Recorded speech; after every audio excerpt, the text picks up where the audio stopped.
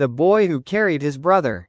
In a small rural village in India, two brothers, Shivam, 12, and Arjun, 6, lived with their grandmother after losing their parents in an accident. Life was hard, money was tight, and their grandmother worked long hours selling vegetables just to keep them fed and clothed. Shivam had to grow up fast. While most boys his age were at school or playing cricket, he was caring for Arjun, who had been born with a rare condition that left him unable to walk or talk properly. There was no wheelchair, no special support, and no access to medical help. But Shivam didn't complain. He loved his brother fiercely. The daily journey. Every day, Shivam would wake up before sunrise, prepare breakfast, and then do something that left people in awe. He would carry Arjun on his back nearly 4 kilometers to the nearest school. Why? Because he wanted Arjun to have an education, to be around other children, to feel like he belonged, just like everyone else. And even though Arjun couldn't speak or walk, Shivam believed that being included would change his little brother's life. Every single day, through heat, rain, and even minor illness, Shivam made that trek. His brother on his back, his backpack in his hand. The village takes notice. At first, people in the village watched with quiet sympathy. But as weeks turned into months, their sympathy turned into admiration. Word spread to nearby towns. Then, a local reporter snapped a photo of Shivam carrying Arjun and shared it on social media. That photo changed everything. What happened next? The image went viral. Donations started pouring in. A local charity offered to provide a custom wheelchair. A school for children with special needs reached out and offered to enroll Arjun for free. And an NGO even helped Shivam return to school part-time with a scholarship for gifted children. Shivam's dedication didn't just give Arjun hope, it inspired thousands. People from across the country wrote letters, saying how the story reminded them of the strength of love and the power of resilience. Where they are now. 2 years later, Arjun can now get around in his wheelchair and even uses a communication device to express himself.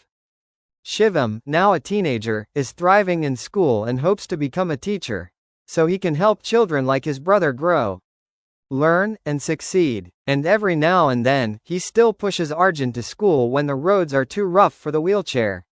Not because he has to, but because that's what brothers do. Moral of the story. Sometimes, the strongest people are not the ones lifting weights or shouting the loudest. They're the ones carrying others, quietly, persistently, and with nothing but love in their hearts. The barber and the lonely elderly man. In a small town in Iowa, there was a local barber named Jason, who had run a tiny barbershop for nearly 20 years. He knew most of his customers by name: farmers, teachers, factory workers, people who had come to him for decades. His place wasn't fancy. It had 2 chairs, a dusty mirror, and a little coffee pot in the corner. But people didn't just come there for a haircut, they came for comfort, for familiarity, and for conversation. Then one winter, an elderly man named Mr. Henry, who hadn't been seen in months, quietly walked into the shop. He was 87, slightly hunched, and had thinning gray hair. His clothes were old, and his eyes looked tired. Jason greeted him like an old friend. "Mr. Henry. Been a while. How are you doing?" The man sat down slowly and said, almost in a whisper, "I haven't had anyone to talk to.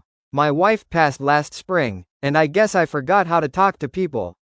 Jason didn't rush. He just nodded and began trimming his hair gently. The haircut that wasn't just a haircut. As Jason worked, Mr. Henry started talking.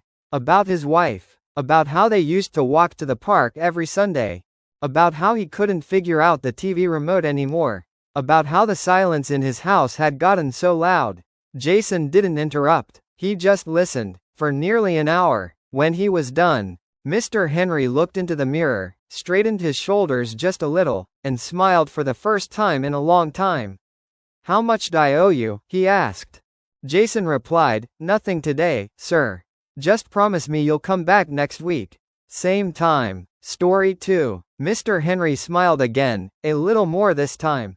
The tradition begins. And he did come back. Every Friday at 3 p.m. Mr. Henry would walk into the shop, not always for a haircut, sometimes just for a coffee and a talk. Other seniors in town started showing up too, some just for the company. Jason added a second coffee pot, a few chairs, and started calling it Gentleman's Hour. Word spread. More people came, not just older folks, but younger ones who realized their neighbors were lonely. What started as a simple act of kindness from a barber became a quiet, powerful movement in the community. The legacy. When Mr. Henry passed away 2 years later, the entire town came to his memorial. Jason gave the eulogy, and today, his little shop still holds Gentleman's Hour every Friday, now renamed Henry's Hour. It's not about haircuts, it's about listening, connecting, and showing people they matter, even if the world seems to have forgotten them. The message: you don't have to change the whole world to make a difference. Sometimes you just need to listen, and let someone know they're not alone. Story Trey, the mailman who read the sidewalk. In a neighborhood just outside of Cleveland, Ohio, a mailman named Ron Lynch had been delivering mail on the same route for over 30 years. He was one of those people who never missed a day. Rain, snow, heat, it didn't matter. The people on his route came to know and love him. He remembered names, birthdays, even who had a new baby or lost a loved one. But one day in 2016, something unusual caught Ron's attention. On a warm summer afternoon, he walked past a modest house where he'd been delivering for years. On the driveway, in big letters written in chalk, was a message. "Hi, my name is Matthew. I'm 12. I love to read, but I don't have books. Please share any you don't want." It stopped Ron in his tracks. A small ask, a big heart. Ron stood there, just looking at those words on the sidewalk. A boy, not begging for money or toys, but books. Ron knocked on the door. A quiet, polite boy came to answer. Ron introduced himself and asked Matthew about his love of reading. Matthew explained that he had finished the few books he owned and couldn't afford more. His mom was raising him alone and struggling to get by. They didn't have a car to get to the library often. Ron smiled and said, "I'll be back." The book flood. That evening, Ron posted a photo of the chalk message to Facebook, along with the story of what he'd seen. He added, "If you've got a book collecting dust on a shelf, this boy will treasure it." He didn't expect much. Maybe a few friends would respond.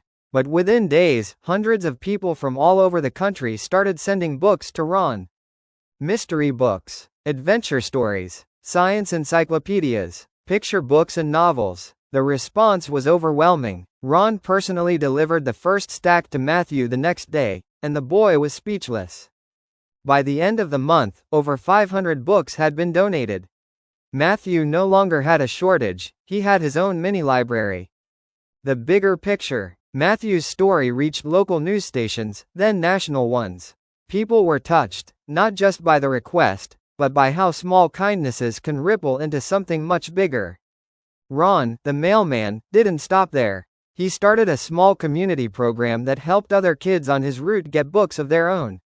And Matthew? He later wrote in a letter that he hoped to be a teacher one day, so he could help other kids fall in love with reading too. The takeaway: sometimes a message in chalk on a driveway can turn a stranger into a friend, and a regular day into something unforgettable. And sometimes, a mailman notices what others might pass by, and chooses to act. Story 4. The Janitor Who Secretly Gave Millions. Ronald Reed was a quiet man. He lived in Brattleboro, Vermont, and for most of his life, no one gave him much thought. He was the kind of person who could disappear in a crowd. He wore old flannel shirts, drove a beat-up used car, and spent his days working simple jobs. For over 25 years, Ronald Reed was a janitor at a local department store. Before that, he worked as a gas station attendant. He never showed off, never took vacations, and lived in a small, modest house. People knew him as polite and humble, but no one ever guessed what he was quietly doing behind the scenes. The surprise after he died. In 2014, Ronald passed away at the age of 92. The townspeople offered their respects, remembering him as a kind, quiet old man who swept floors and never made a fuss. Then the news came out, and the entire town was stunned. Ronald Reed had left behind $8 million in his will. Not only that, but he had donated almost all of it to local charities, including $4.8 million to the local hospital and $1.2 million to the public library. How did he do it? Ronald had been investing in stocks since his youth. Quietly, carefully, and patiently, he put away every dollar he could. He didn't buy new clothes or go out to eat. He used paper clips to hold his shoes together rather than buy new ones. But behind that frugality was something much bigger, a plan to help others. He read financial newspapers at the public library, educated himself, and slowly built a portfolio of well-chosen blue-chip stocks. For decades, he reinvested every dividend, never bragged, and told no one. When asked why he never said anything, his lawyer simply said, he didn't think it was anyone's business. He wasn't interested in praise. His legacy. Ronald's donation helped save the local hospital, upgraded the children's wing, and funded library programs for years to come. People who had passed him on the street, never thinking twice, now tell stories about how this quiet janitor changed their town forever. What this teaches us: you don't have to be loud to be powerful. You don't have to be rich to make a difference. And sometimes, the people who do the greatest good are the ones you'd never expect. And as the sun dipped below the horizon, casting gold across the fields where they once played, she stood quietly, letting the wind carry away the last of her fear. The journey had changed her, not loudly. Not all at once, but slowly, the way rivers shape stone. She had found the answers she didn't know she was seeking. Not in the places she expected, but in the people she met, the risks she took, and the quiet moments in between. And now, standing at the edge of everything she used to know, she finally understood. Sometimes the hardest part isn't the leaving, it's the returning as someone new.